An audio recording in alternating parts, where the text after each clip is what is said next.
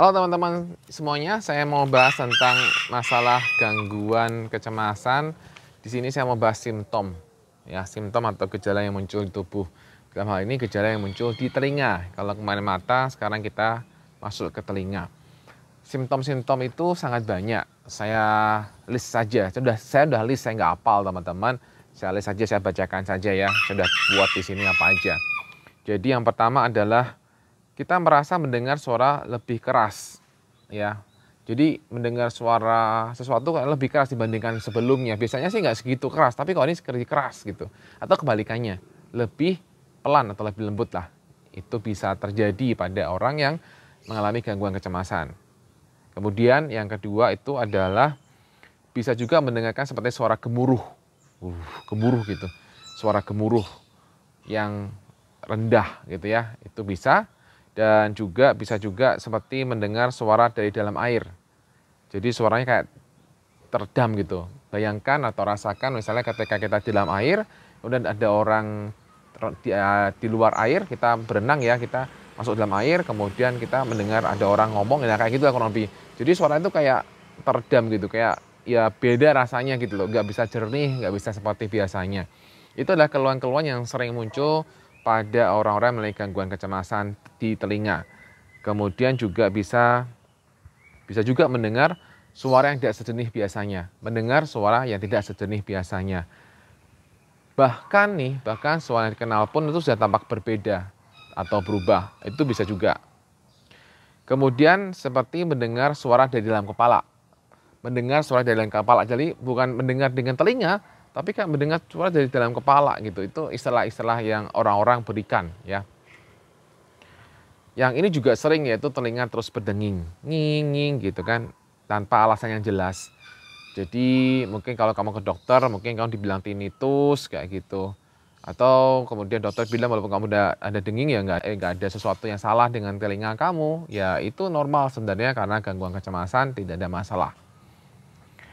Kemudian ada suara seperti bergetar di kepala, mengalami suara bernada rendah, sedang atau tinggi di kepala, ya, yang rasanya di kepala dan bukan di telinga. Mendengar suara mendesis atau berdenyut di kepala, tapi bukan di telinga. Atau yang lain-lain, itu banyak banget teman-teman. Nah, semua simptom atau semua gejala-gejala yang muncul di telinga itu seperti biasa saya bilang itu adalah aman. Kenapa aman? Ya karena itu hanyalah sensasi yang muncul karena kecemasan. Kecemasan kan sebenarnya berusaha untuk memproteksi kamu dari adanya bahaya. Nah seringkali ketika kita stres, kita masih terancam, maka itu akan mengaktifkan sistem saraf kita dan kemudian akan akhirnya muncul simptom-simptom yang kita rasakan di telinga ini.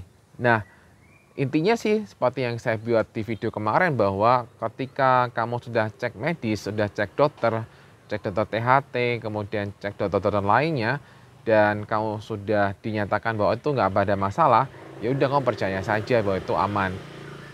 Nggak perlu lagi dikait-kaitkan dengan namanya mitos-mitos. Wah ini adalah santet, ini dikirim orang, ya nggak perlu lah.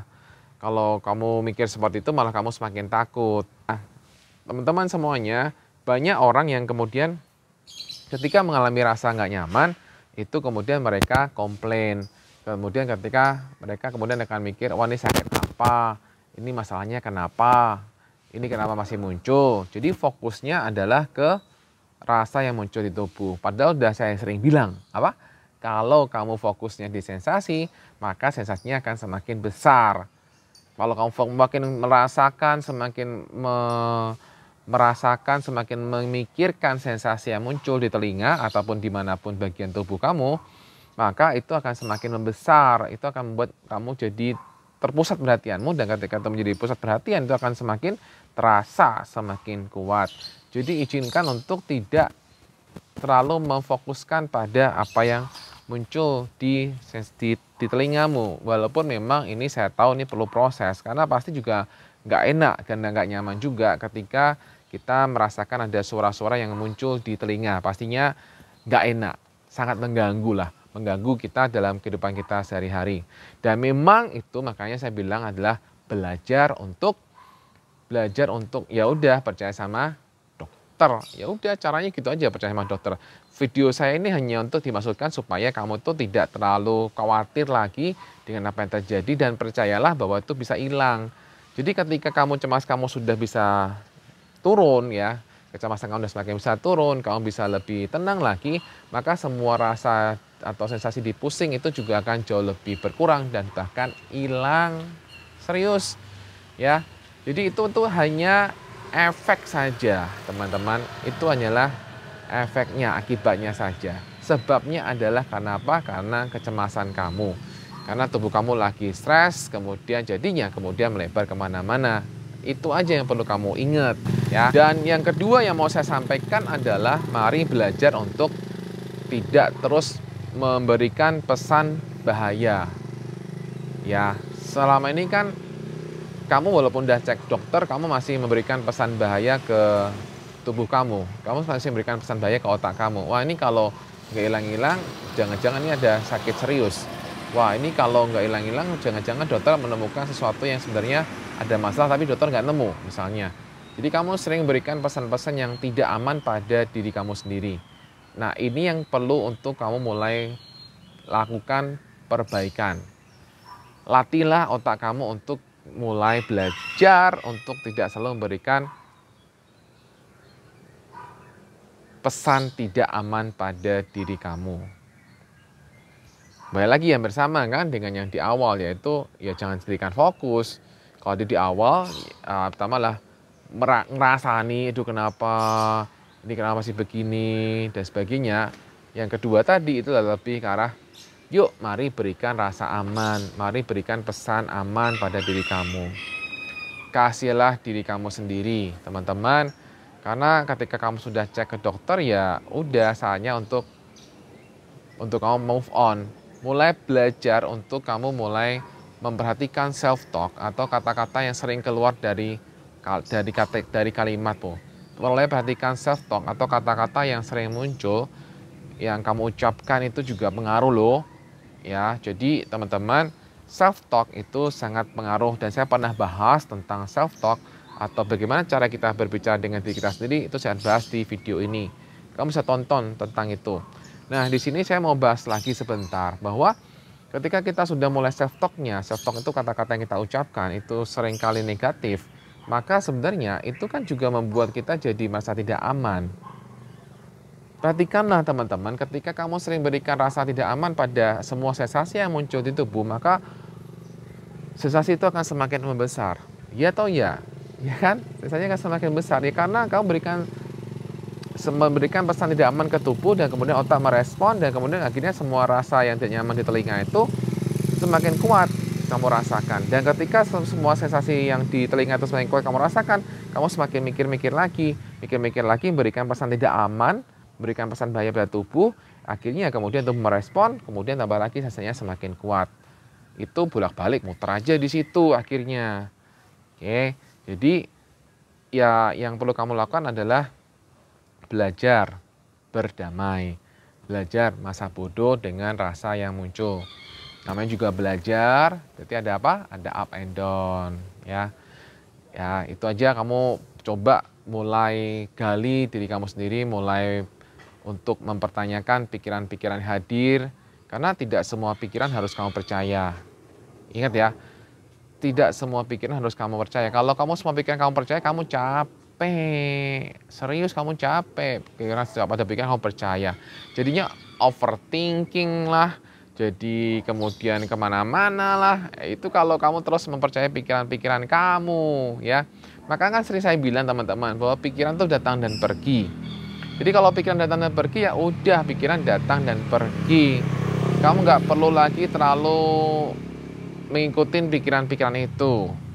Nah, ya jelas ya teman-teman. Kalau kamu mau lebih detail bagaimana cara untuk bisa lebih berpikir positif, supaya saya tidak takut dengan pikiran yang terus hadir, supaya saya nggak terperangkap terus dengan pikiran-pikiran yang menakutin, kamu bisa ikuti kursus online terapi berpikir positif yang saya punya. Itu membantu kamu lebih detail bagaimana caranya, step by stepnya secara terstruktur dan sistematis ya, caranya ada. Kalau di YouTube kan sana sini nggak teratur urutannya juga.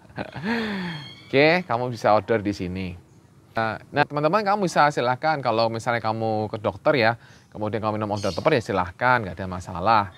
Dan hal yang normal juga, hal yang wajar juga, kemudian kalau dokter kemudian juga sering kali mengatakan bahwa oh iya jangan stres-stres gitu kan.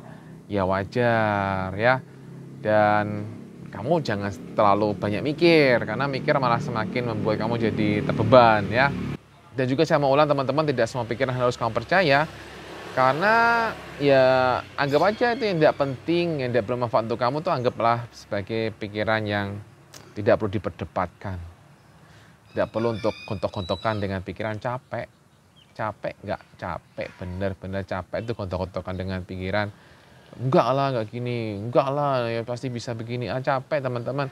Jadi kamu ketika kamu tahu bahwa itu hanya sekedar pikiran dan tidak semua pikiran harus dipercaya, maka kamu sudah melakukan kendali atas diri kamu sendiri untuk bisa lebih baik. Dan itu akan bantu kamu dalam mengatasi sensasi yang muncul. Karena apa? Karena sensasi itu sekali lagi sebenarnya tidak bahaya. Sensasi itu mungkin hanya segini, rasa nggak nyamannya itu segini. Tapi kemudian pikirannya yang gede, pikirannya menakut-nakuti itu segini gedenya. Bayangin ya segini dengan segini besarnya. Yang rasa nggak nyaman tuh segini, sekali lagi rasa nggak nyamannya segini gede. Nah ini loh, ini efek dari mana? Emosi ini efek karena kita mikir-mikir yang sangat banyak teman-teman. Jadi kalau kamu bisa beresin ininya, ya udah kamu bisa untuk bisa berdamai dengan ini jauh lebih baik dibandingkan dengan kamu tidak bisa kuasai diri kamu. Jadinya kamu masih terus berfokus di sini terus dan rasa di sini terus. Aduh itu terus muter-muter dan ya kamu akan stay di tempat dan tidak ada ya gitu-gitu aja lah. Jadi penting kali itu kita mulai mengenali pikiran dan juga setiap ada sensasi tidak terus memberikan message atau pesan bahaya. Ya, itu hal yang mungkin sangat sederhana sekali dan memang saya paham ini perlu latihan. Perlu latihan. Ya karena sudah terbiasa Pak, sudah terbiasa untuk berpikir negatif. Sudah terbiasa untuk kita melatih selalu hal yang reaksi yang berlebihan tuh kita sudah terbiasa selama ini.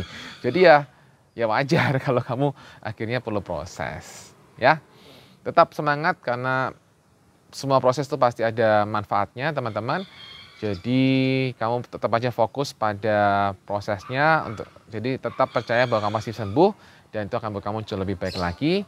Demikian video singkat saya, semoga apa yang saya bahas bisa membuat kamu untuk kamu tidak lalu lagi pusing-pusing dengan semua rasa atau semua sensasi yang muncul di kuping. Demikian teman-teman, salam bye-bye cemas.